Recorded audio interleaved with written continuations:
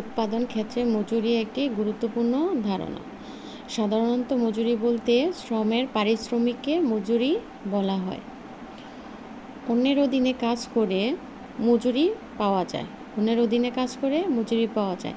কিন্তু স্বাধীনভাবে কাজ করেও আবার মজুরি পাওয়া যায়। কোনো শ্রমিক নিজের জমি বা কারখানায় কাজ করে মজুরি পেতে পারে। একজন শ্রমিক নিজের কারখানায় কাজ করেও মজুরি পেতে পারে। এক্ষেত্রে উক্ত শ্রমিক অন্যের জমিতে বা কারখানায় কাজ করে যে পারিশ্রমিক লাভ করে তাই মজুরি হবে। সেটাই হবে কি আমাদের মজুরি। পদ্ধতি অনুযায়ী মজুরিকে দুই ভাগে ভাগ করা যায়। একটা হচ্ছে সময়ভিত্তিক মজুরি, টাইম বেসিক ওয়েজ, ও কর্মভিত্তিক মজুরি বা ওয়ার্ক বেসিক ওয়েজ।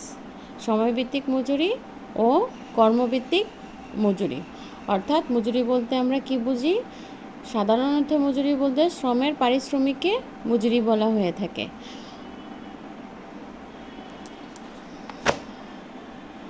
সময়ভিত্তিক মজুরি বা টাইম বেসিক ওয়েজটা কি? একটি নির্দিষ্ট সময় কাজ করে শ্রমিক যে মজুরি লাভ করে তাকে সময়ভিত্তিক মজুরি বলে।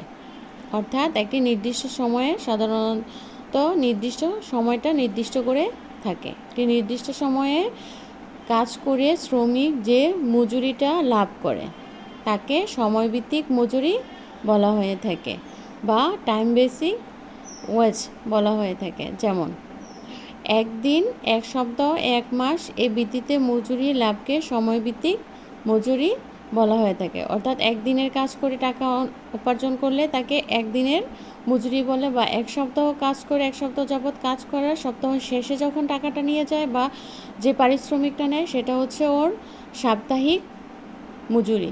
এক মাস সারা মাস কাজ করার পরে যখন সে স্যালারিটা নেয় তাকে বলা হয় মাসিক ওয়াজ বা সময়ভিত্তিক মজুরি। কর্মভিত্তিক মজুরিটা কি? কর্মভিত্তিক মজুরি হচ্ছে, অর্থাৎ আমাদের মজুরি হচ্ছে দুই ধরনের। সময়ভিত্তিক মজুরি, এটাকে সময়ের প্রেক্ষিতে মজুরিটা নির্ধারণ করা হয়। আর কর্মভিত্তিক মজুরিটা হচ্ছে কোনো নির্দিষ্ট পরিমাণ কাজ করে শ্রমিক যে মজুরি লাভ করে। কর্মভিত্তিক মজুরিটা হচ্ছে কোনো একটি নির্দিষ্ট পরিমাণ কাজ করে। এটা সময়ভিত্তিক মজুরিটা যেমন একটি নির্দিষ্ট সময় ধরে কাজ করে নিয়ে যায়, আর সেখানে কর্মভিত্তিক মজুরিটা কি করে? কোনো একটি নির্দিষ্ট পরিমাণ কাজটা নির্দিষ্ট থাকবে যে এতটুকু কাজের বিনিময়ে এতটুকু পারিশ্রমিক দেওয়া হবে। পরিমাণ কাজ করে শ্রমিক যে মজুরি লাভ করে তাকে কর্মভিত্তিক মজুরি বলা হয়ে থাকে। যেমন একজন রাজমিস্ত্রি একটি দালান তৈরি 10,000 টাকায় চুক্তি করে কাজটি সম্পূর্ণ করেছে। যেমন একজন রাজমিস্ত্রি কি করেছে? 10,000 টাকার চুক্তি করে দালান তৈরির কাজটি সম্পূর্ণ করেছে।